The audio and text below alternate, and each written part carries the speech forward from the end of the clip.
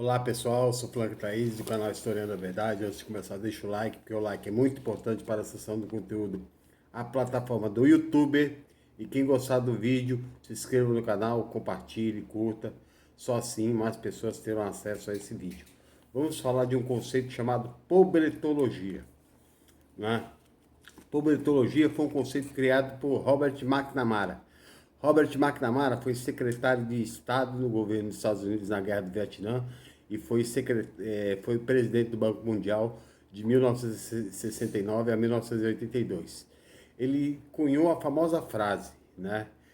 Durante a Guerra do Vietnã, eles jogaram mais bombas, de 3 a 5 vezes mais bombas no Vietnã do que todo o grupo de aliados na Segunda Guerra Mundial contra os exércitos inimigos, tá? E mesmo assim, né, mataram 3 milhões e 200 mil Vietcongues, fora os soldados do Sul, e mesmo assim eles perderam a guerra para o Vietnã. Perderam a guerra do Vietnã, e o Vietnã hoje é um país comunista, tá? Com 100 milhões de habitantes, e é um país que não foi quase afetado pelo coronavírus.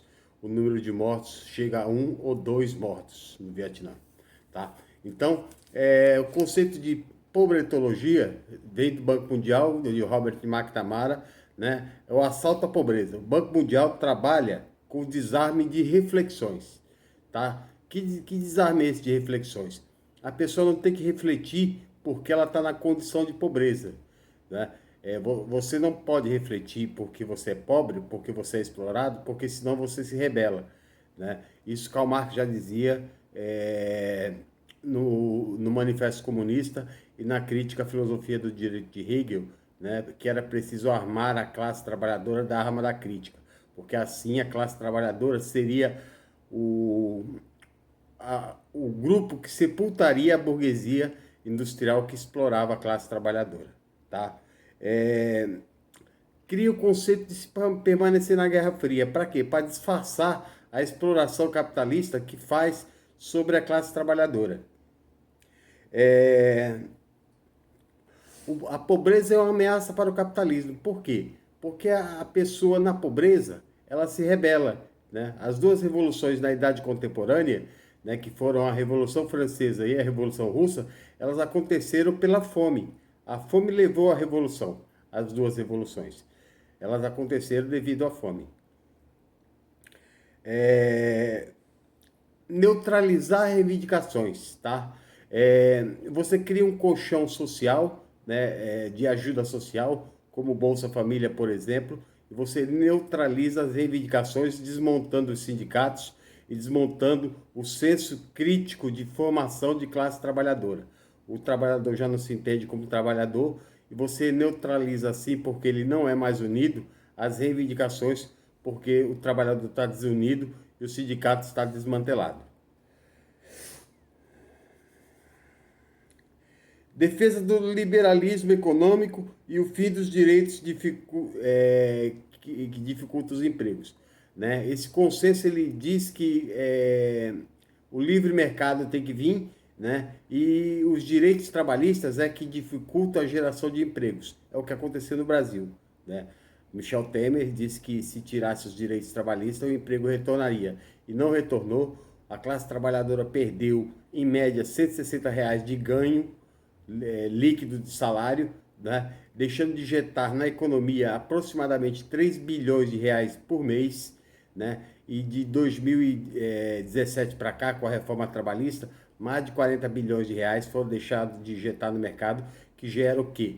Que gera uma quebradeira no comércio e um desmantelamento da indústria. Por quê? Porque o dinheiro deixa de circular na economia.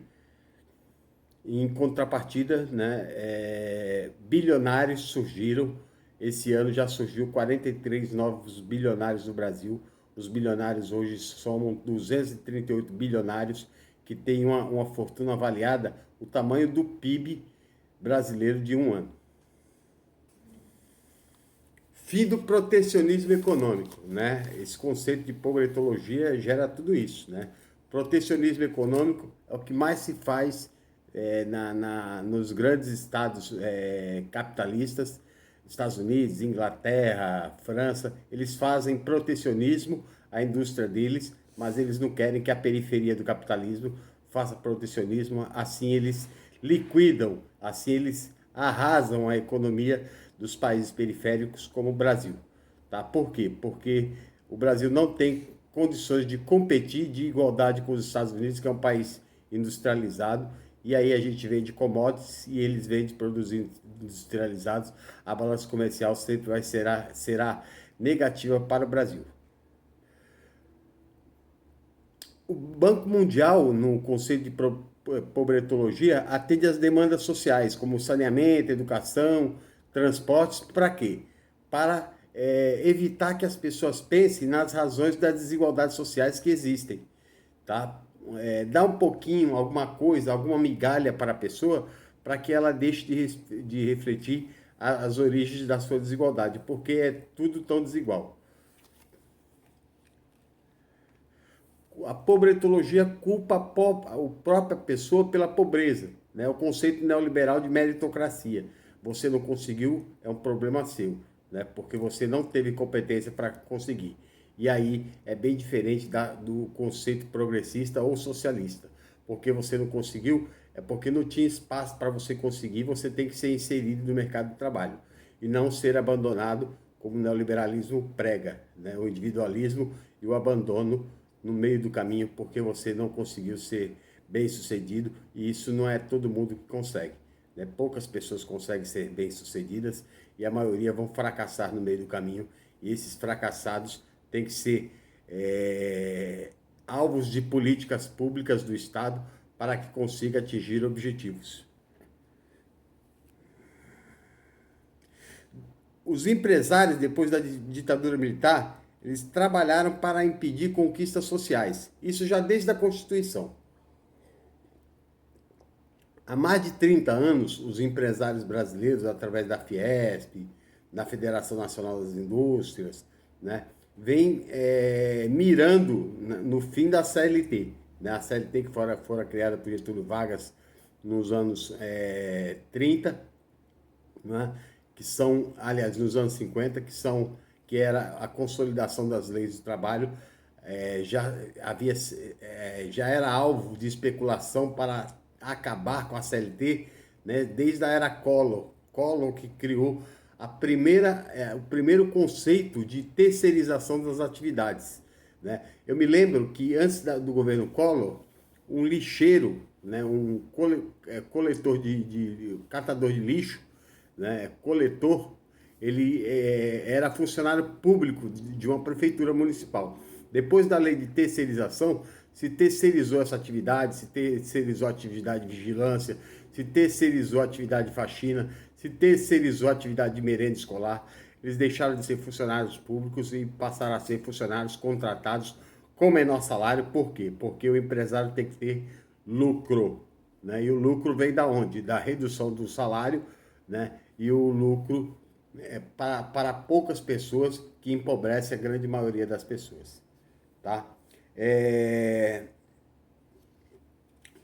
A pobretologia também trabalha com o objetivo de impedir que o trabalhador se entenda como classe trabalhadora. Né? Ele é uma pessoa bem-sucedida, ele é um empreendedor, né? Ele não é trabalhador. Né? Por quê? Porque isso desarticula o movimento da classe trabalhadora e desarticula os sindicatos, e aí cria-se o individualismo, e o individualismo não leva a nada. Você não consegue negociar tete a tete com o dono dos meios de produção, porque você não vai conseguir nada. Só através da união que você consegue arrancar alguma coisa, algum benefício do patrão. Você sozinho não consegue absolutamente nada. E aí a desarticulação do sindicato e da classe trabalhadora leva à miserabilidade ainda maior da classe trabalhadora. Né? Thomas Piketty e Oxfam, né? Thomas Piketty, ele escreveu O Capital e as Origens da Desigualdade. E a Oxfam também disse que o Brasil é um dos países mais desiguais do mundo. Né? Desiguais por quê? O Brasil é o 8º país em desigualdade social. É o país que, por exemplo, que você anda na Vila Brasilândia, né? A média de idade é 57 anos. Né? E nos Jardins, 30 quilômetros dali, Nos Jardins, a média de idade é 80. A diferença de média de vida é de 23 anos, para se mostrar a desigualdade que está do lado, né, pertinho uma da outra. Né? O pobre vive menos e o rico vive mais.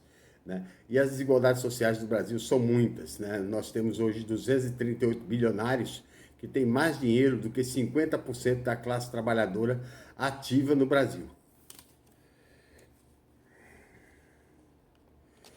A pobretologia, né, o consenso neoliberal, leva à centralização e à concentração de renda.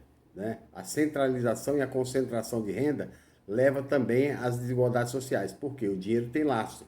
Se um bilionário ganha muito, né, milhares de pessoas têm que ganhar muito menos para que ele fique bilionário, porque o dinheiro tem lastro, né, e o dinheiro não é uma coisa que dá em árvore. Né? O dinheiro tem um lastro econômico e para o empresário ficar bilionário, ele tem que deixar muitos na miséria. As desigualdades, né, segundo o conceito da pobretologia, geram medo na burguesia. Por quê? Eles vivem numa grande tensão. Né? O medo da revolta da classe trabalhadora, né, empobrecida sistematicamente, né, gera medo na burguesia. Por quê? Porque a qualquer momento pode explodir o barril de pólvora e a classe trabalhadora se rebelar. Né? Voltando a dizer, né, a Revolução Francesa foi feita pela fome. Né? A Revolução Russa também. Né? No Brasil, no governo Sarney, a miséria era tanta que a sociedade, né, muitos trabalhadores desempregados invadiam os supermercados e saqueavam os supermercados. Né? E isso causa medo à burguesia. Por quê? Porque eles apertam tanto o parafuso dos direitos da classe trabalhadora que eles sentem medo da revolta da classe trabalhadora, que não ocorre porque a classe trabalhadora está adormecida. Né? Como dizia Karl Marx, ela está alienada. O Estado protege e colabora com a concentração de renda. O Estado é burguês, né? Ele trabalha nesse sentido, ele colabora, né, e auxilia na concentração de riqueza. Por exemplo, né, no livro do professor Gessé Souza, A Elite do Atraso, um personagem diz, né, que o banco de fumo, a boca de fumo dos bilionários brasileiros e milionários brasileiros é o Banco Central. A boca de fumo é o Banco Central. É lá que eles conseguem se abastecer de dinheiro para ficar rico. Né? E esse dinheiro é fornecido pelo imposto, né? E o imposto é pago por toda a classe trabalhadora, por todos os brasileiros, né? E que ajuda a enriquecer somente poucos. Né? Ele fala, o conceito de pobretologia é falado sobre, por exemplo, né, nos dias de hoje, a uberização do trabalho. Né? O Uber, por exemplo, é um aplicativo que tem financiamento gigantesco, né, de corporações, né, para que o Uber tenha dinheiro suficiente para comprar legislações federais, comprar legislações estaduais, municipais e comprar, inclusive, legislações trabalhistas. Né? O Uber não tem vínculo trabalhista nenhum, por quê? Porque tem o poder econômico de comprar a justiça e comprar o parlamento. E aí ele fica sem o trabalhador fica sem ter direitos, porque o Uber não é reconhecido como um empregador, como um veículo empregatício, assim como o iFood e outros aplicativos da vida. Tá? Por quê? Porque eles têm dinheiro para comprar as legislações, comprar os legisladores e comprar as sentenças judiciais, né, permitindo que eles fiquem impunes e o trabalhador fique sem vínculo trabalhista. Os trabalhadores, portanto, se tornam precarizados. Né? Nós já temos hoje no Brasil 40 milhões de trabalhadores precarizados. A burguesia brasileira, né, nesse conceito, a burguesia brasileira ela entra como vira-lata, privatista e vira-lata. Né? Ela vende tudo que existe no Brasil, ela não tem patriotismo nenhum. Né? Ela só se importa em ficar com algumas migalhas e doar o patrimônio nacional para outras empresas internacionais. Para se ter uma ideia, por exemplo, né, das 25 grandes petroleiras mundiais, né, 19 são estatais. E a burguesia brasileira está querendo vender a nossa estatal Petrobras, por quê? Para ficar com migalhas, né, e doar o patrimônio nacional para conglomerados internacionais, né? A preço de banana, né? O patrimônio que é do povo e que continuará sendo explorado, a riqueza natural que deveria ser transpassada para o povo. A perda de direito, como eu já disse, vem desde a era Collor, né, com a terceirização das atividades, quando surgiu as empresas temporárias, de serviço temporário, né, e aí criou uma série de temporários. O Michel Temer botou uma pá de cal aí, colocou atividades temporárias não no princípio, mas no meio, no fim também laboral. Então, professores poderão ser temporários agora, médicos, engenheiros, advogados, né? Vai poder se contratar professor por aplicativo, médico por aplicativo, advogado por aplicativo, né? Tudo é temporário agora porque a lei trabalhista foi modificada e a terceirização foi consolidada pelo STF também, tá? Os erros do governo do PT, né? Segundo a professora que fala do conceito de pobretologia, os erros do governo do PT foi não ter passado a consciência de classe para a classe trabalhadora. Não é? O ganho que o trabalhador teve no governo do PT não foi mérito de Deus, não foi mérito de Jesus, foi mérito de política pública. E muitas vezes, né, o professor José de Souza, no livro Guerra ao Brasil, diz que o trabalhador ia para a igreja e tinha arrumado um emprego, e aí o pastor falava para ele: Jesus te abençoou, você ganhou um emprego. Na verdade, foram as políticas públicas e não foi a igreja que gerou o emprego, não foi a fé em Deus que gerou o emprego, né? Então, precisou, não formou a classe trabalhadora para ter consciência de classe e entender que os ganhos da classe trabalhadora vêm através de políticas públicas patrocinadas pelo Estado. Então, o PT errou nisso, não mostrou para a classe trabalhadora que os ganhos dela tinham vindo através das conquistas do governo, e o trabalhador não teve apego pelo governo, né? Um exemplo disso é a Venezuela, que não cai porque o trabalhador entende que o governo defende a classe trabalhadora, e Cuba a mesma coisa. Porque derrubar um governo não é fácil, como no Brasil foi derrubado. Agora, derrubar um governo e juntamente com o povo é muito mais difícil. Os Estados Unidos já provaram desse veneno no Vietnã porque o povo estava unido. A Venezuela, o povo está unido com o governo, e no Brasil o povo não estava unido com o governo, porque o povo não havia sido preparado. Por isso que o governo da Dilma Rousseff caiu. O governo do Evo Morales caiu, né? E outros governos da América do Sul foram sabotados, né? Diferente de Cuba e da Venezuela. Essa foi minha participação e até a próxima.